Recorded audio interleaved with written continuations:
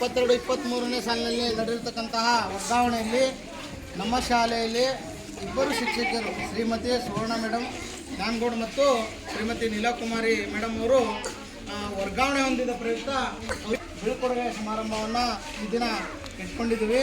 ಈ ಒಂದು ಕಾರ್ಯಕ್ರಮಕ್ಕೆ ಆಗಮಿಸಿರ್ತಕ್ಕಂತಹ ಗುಂದಗೋಳ ಗ್ರಾಮ ಪಂಚಾಯಿತಿ ಅಧ್ಯಕ್ಷರಾದಂತಹ ಶಿವಾಜಿ ಯಮಲಪ್ಪ ರಾಠೋಡಿ ಅವರು ವೇದಿಕೆಯನ್ನು ಅಲಂಕರಿಸಬೇಕಾಗಿ ಅವರಲ್ಲಿ ಕೇಳಿಕೊಳ್ತಾರೆ.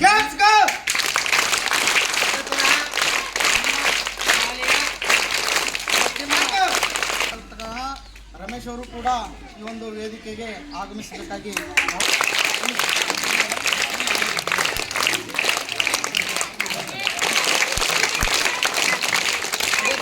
ಸರ್ ಕೂಡ ವೇದಿಕೆ ಅಲಂಕರಿಸಬೇಕು. ಅದೇ ತರಹ ನಮ್ಮ ನೆಚ್ಚಿನ ಆತ್ಮೀಯರಾದಂತಹ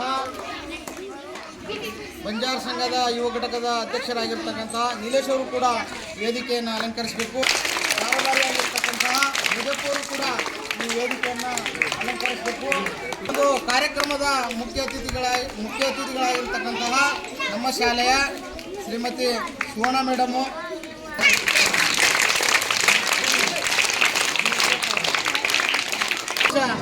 ಸೇವೆಯನ್ನು ಮಾಡಿ ಪಕ್ಕದ ಶಾಲೆ ಫೂಲ್ಬಾವಿ ತಾಂಡಕ್ಕೆ ವರ್ಗಾವಣೆ 2016ರಲ್ಲಿ ವರ್ಗಾವಣೆ ಹೊಂದಿರತಕ್ಕಂತಹ ಈ ಒಂದು ಕಾರ್ಯಕ್ರಮಕ್ಕೆ ನಮ್ಮ ಕರೆಗೆ ಹೋಗ್ಬಿಟ್ಟು ನಮ್ಮ ಶಾಲೆಗೆ ಅತಿಥಿಗಳಾಗಿ ಆಗಮಿಸಿರ್ತಕ್ಕಂತಹ ನಮ್ಮ ಶಾಲೆಯ ಶಿಕ್ಷಕಿಯಾದಂತಹ ರಾಗಮ್ ಟೀಚರ್ ಅವರು ಕೂಡ ವೇದಿಕೆಯನ್ನು ಅಲಂಕರಿಸಬೇಕು. ಎಲ್ಲ ಸಿಬ್ಬಂದಿ ವರ್ಗದವರು ಕೂಡ ಈ ವೇದಿಕೆಯನ್ನು ಅಲಂಕರಿಸಬೇಕಾಗಿ ಅವರಲ್ಲಿ ಹೇಳಿಕೊಳ್ತಾರೆ. ಈ ಒಂದು ಕಾರ್ಯಕ್ರಮ ಪ್ರಾರಂಭ ಆಗೋಕ್ಕಿಂತ ಮುಂಚೆ ಮೊದಲಿಗೆ ಪ್ರಾರ್ಥನೆ ಶ್ವೇತಾ ಮತ್ತು ಸಂಗಡಿಗರಿಂದ ಶಾಲೆಯ ಮುಖ್ಯ ಗುರುಗಳಾಗಿರ್ತಕ್ಕಂಥ ಶ್ರೀ ವಾಲಪ್ ಸರ್ ಅವರು ಕೂಡ ವೇದಿಕೆ ಅಲಂಕರಿಸಬೇಕು.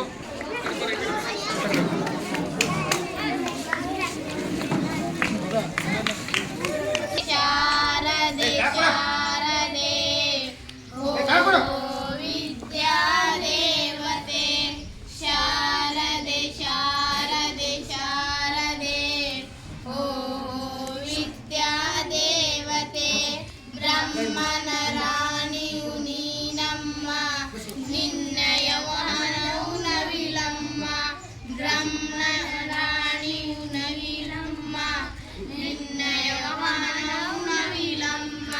ಶಾರದೆ ಶಾರದೆ ಶಾರದೆ ಓ ವಿದ್ಯಾ ದೇವತೆ, ಕಮಲದ ಮೇಲೆ ಕುಳಿತಿರುವೆ, ಗರಗದ ವೀಣೆ ಹಿಡಿದಿರುವೆ. ಕಮಲದ ಮೇಲೆ ಕುಳಿತೇ ಗತಿಯಮ್ಮ, ಶಾರದೆ ಶಾರದೆ ಶಾರದೆ ಓ ವಿದ್ಯಾ ದೇವತೆ, ಓ ವಿದ್ಯಾ ದೇವತೆ. ನಮ್ಮ ಶಾಲೆಯ ಮಕ್ಕಳಾಗಿರ್ತಕ್ಕಂತಹ ಶ್ವೇತಾ ಮತ್ತು ಸಂಗಡಿಗರಿಗೆ ಧನ್ಯವಾದಗಳು. ಈಗ ಸ್ವಾಗತ ಭಾಷಣವನ್ನು ನಮ್ಮ ಶಾಲೆಯ ಅತಿಥಿ ಶಿಕ್ಷಕರಾಗಿರ್ತಕ್ಕಂಥ ಸುವೇಬ್ ಸರ್ ಅವರು ನಡೆಸ್ಕೊಡ್ಬೇಕಾಗಿ ಅವರಲ್ಲಿ ಕೇಳ್ಕೊಳ್ತೇನೆ. ವರ್ಗಾವಣೆಯಲ್ಲಿ ಶ್ರೀಮತಿ ಸುವರ್ಣ ಮೇಡಮ್ ಮತ್ತು ನೀಲಕುಮಾರಿ ಮೇಡಮ್ ಅವರು ಬೀಳ್ಕೊಡುಗೆ ಮತ್ತು ಸನ್ಮಾನ ಕಾರ್ಯಕ್ರಮದ ವೇದಿಕೆಯನ್ನು ಅಲಂಕರಿಸಿದಂಥ ಗುಂತಗೋಳ ಪಂಚಾಯಿತಿಯ ಅಧ್ಯಕ್ಷರಾದ ಶಿವಾಜಿ ರಾಠೋಡ್ ಇವರಿಗೆ ಸ್ವಾಗತ. ಪುಷ್ಪಗುಚ್ಛ ಕೊಡುವುದರ ಮುಖಾಂತರವಾಗಿ ಸ್ವಾಗತವನ್ನು ಕೊಡ್ತೇನೆ. ಪುಷ್ಪಗುಚ್ಛವನ್ನು ಶ್ರೀ ನಮ್ಮ ಶಾಲೆಯ ಮುಖ್ಯೋಪಾಧ್ಯಾಯರಾದ ಮಂಜುನಾಥ್ ಸರ್ ಅವರು ಪುಷ್ಪಗುಚ್ಛ ಕೊಡುವುದರ ಮುಖಾಂತರವಾಗಿ ಸ್ವಾಗತವನ್ನು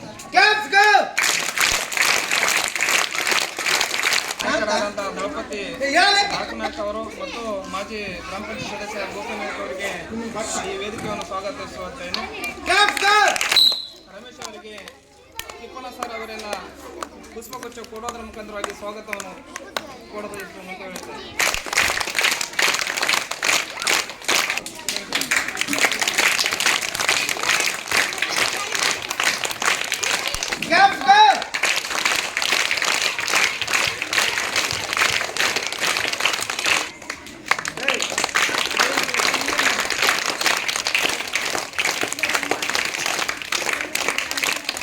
ಅವರಿಂದ ಸ್ವಾಗತ.